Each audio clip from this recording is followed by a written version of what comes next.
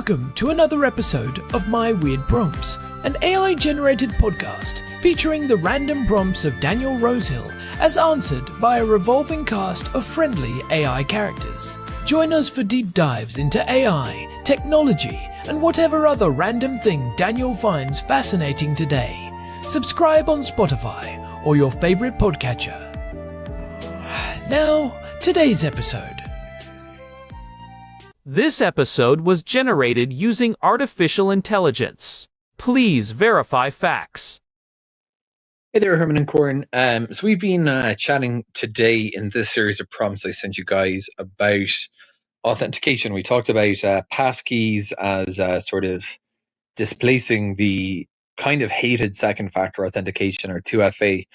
We've all been using for years and have been told we must use 2FA, and I'm certainly an advocate for second factor, but there is definitely a feeling that a lot of people have, I'm sure, that we spend more time fishing out these codes from password managers and from SMS than we do actually getting work done on the computer. So they've probably prevented, I'm sure, a lot of hacking, but they've also become kind of a nuisance that justifiably annoy people. So passkeys are great, but there's another major emerging area of authentication that is very new, but I thought we should talk about, and that is the question of agent authentication. AI agents are this will be the year of agentic AI, I'm sure. Getting AI, instead of the conversational model, the workflow model, to actually do things. And we've mentioned a few times that I think there's a Rubicon to be crossed in AI spending our money. And we're already seeing the first implementations of this with cryptocurrencies especially, but it will eventually percolate down into the mainstream. MCP as a protocol has come under attack for authentication concerns, and I think some of those were grounded in the fact that there was, when MCP, Model Context Protocol, was making itself pronounced over the last year, there was often 5 or 6 copies of a server, a GitHub MCP that were remote, and you please trust this, put in your API key, and those were potentially, I think, gaping threats for credential loss, robbing, basically.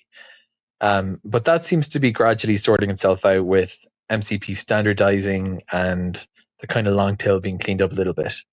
But there's still this big issue of agent authentication and agent to agent, which is, I think we may not have done an episode yet about the A2A protocol. If we'll have to do one if that's the case. And that layer actually is a really interesting one, because we can say we have these kind of traditional methods for authentication that we're kind of stuffing into agents, like things like you might have an MCP that uses environment variables or connects to a password manager. But in that case, where still the human is in control of the process.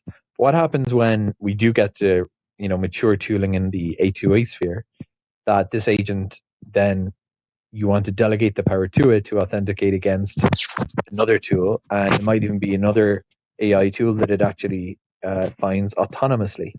So not only would the AI agent potentially be authenticating against something else instead of you, it might even be delegated with the authority to determine, does this fit your security posture? So there's a whole lot of things that could be very interesting, I think, in AI authentication. What are some of the first implementations we're seeing beyond the kind of environment variable things I mentioned, because that's really, I think, something that mostly developers are familiar with. But as these tools come into the mainstream, what are some of these standard ways we're going to be seeing that people authenticate their agents? And what about that question of delegated authentication? What are we seeing in terms of early tooling for that, especially in the agent-to-agent context? Herman and Corin, let's talk about authentication in agentic AI in today's episode of My Weird Prompts. Hey everyone, welcome back to My Weird Prompts. I am Corin, and I am sitting here in our house in Jerusalem with my brother. We have been looking at a really fascinating set of questions today. Herman Poppleberry here, and yes, the energy in the room is high. Our housemate Daniel sent over an audio prompt that really gets into the weeds of where AI is going in 2026. It is funny because we were just talking about passkeys last week, but this takes that whole concept of identity and just flips it on its head. It really does. Daniel was asking about how we authenticate agents. We have spent the last few years getting used to the idea that humans need better security, like passkeys and biometrics, because passwords are a disaster.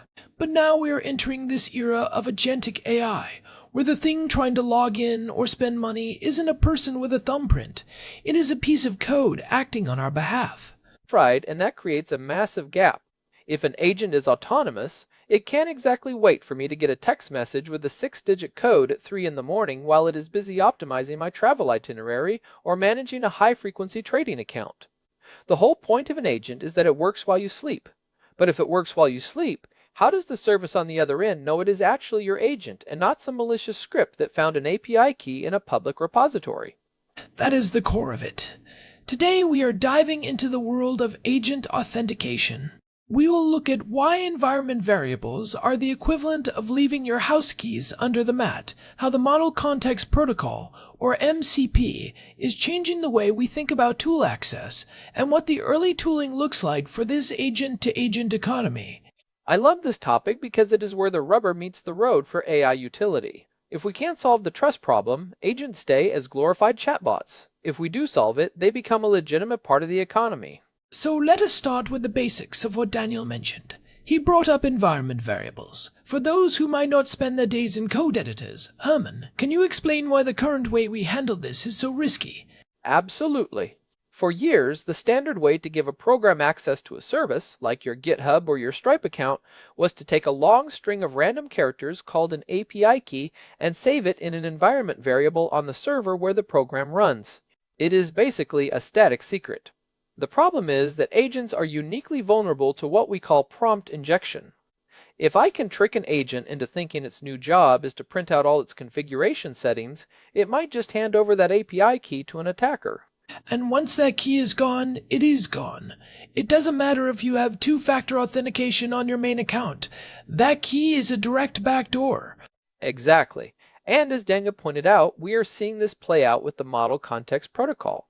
MCP was introduced by Anthropic toward the end of 2024 as a way to standardize how AI models talk to data sources and tools. It is a brilliant architecture. Instead of every developer writing custom code to let an AI read a database, you just use an MCP server.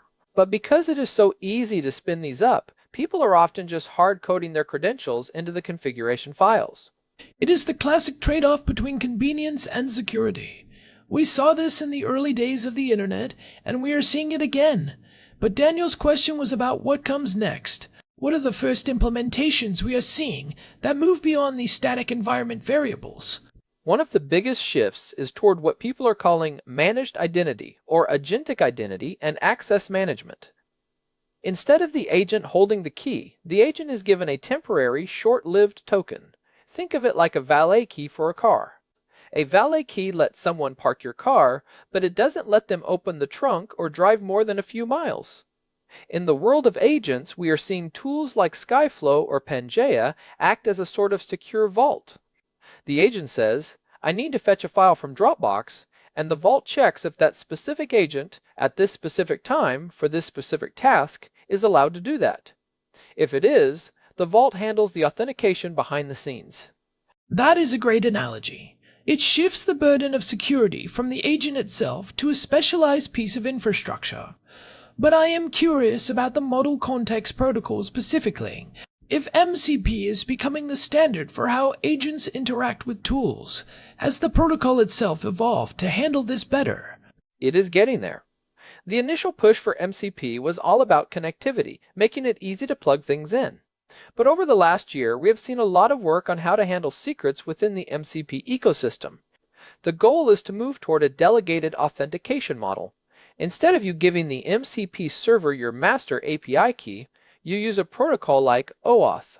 Most people know OAuth as the thing that pops up and asks, do you want to let this app access your Google Calendar? For agents, we need a version of that doesn't require a human to click a button every 5 minutes.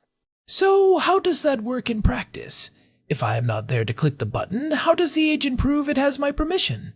That is where we get into the idea of delegated grants and refresh tokens. You might authorize an agent once, giving it a broad set of permissions for a limited time. The agent then holds a refresh token that it can use to get new, short-lived access tokens, but even that has risks. If the agent is compromised, the attacker still has that refresh token.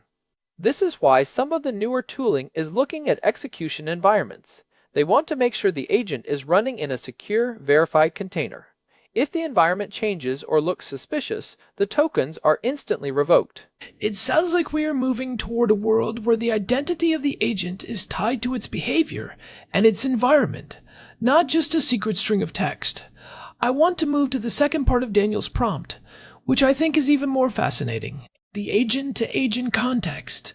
We have talked a lot about agents talking to services, but what happens when my agent needs to talk to your agent? This is the real frontier. Imagine my agent wants to buy a digital asset from your agent. My agent needs to prove it has the funds and my permission to spend them.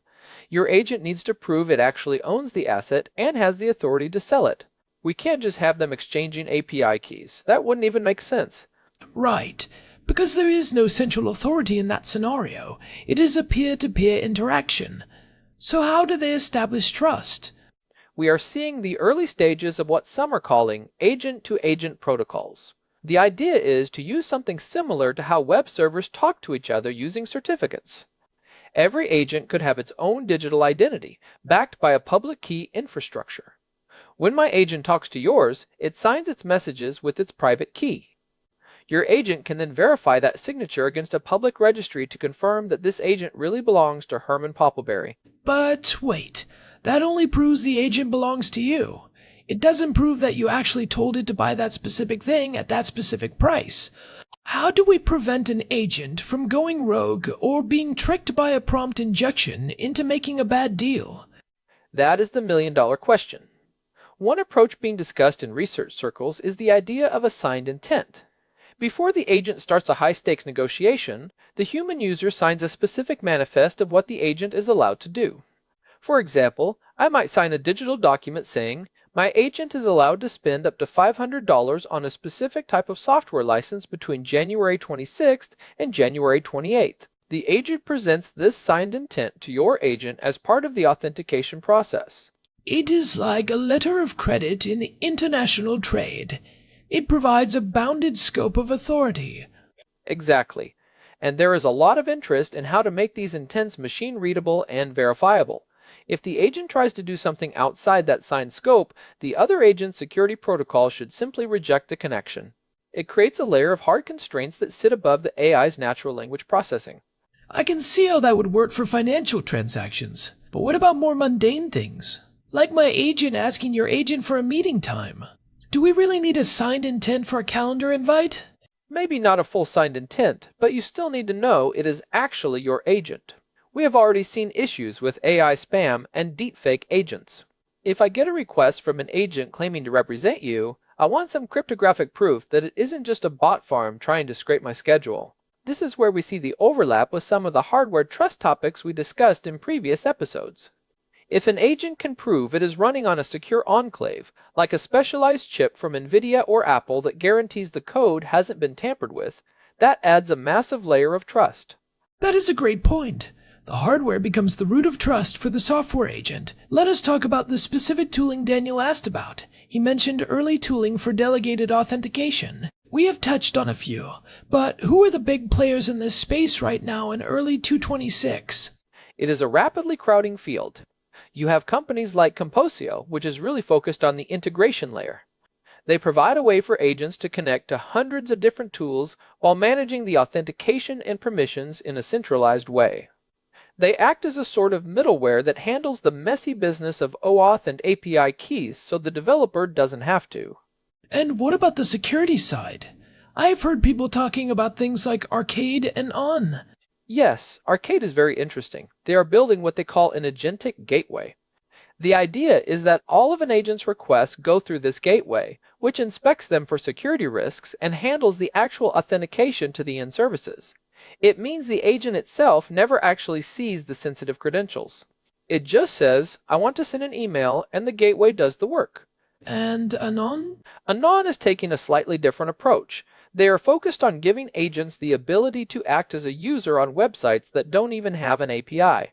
They handle the complex task of navigating a web interface and managing session cookies in a secure way.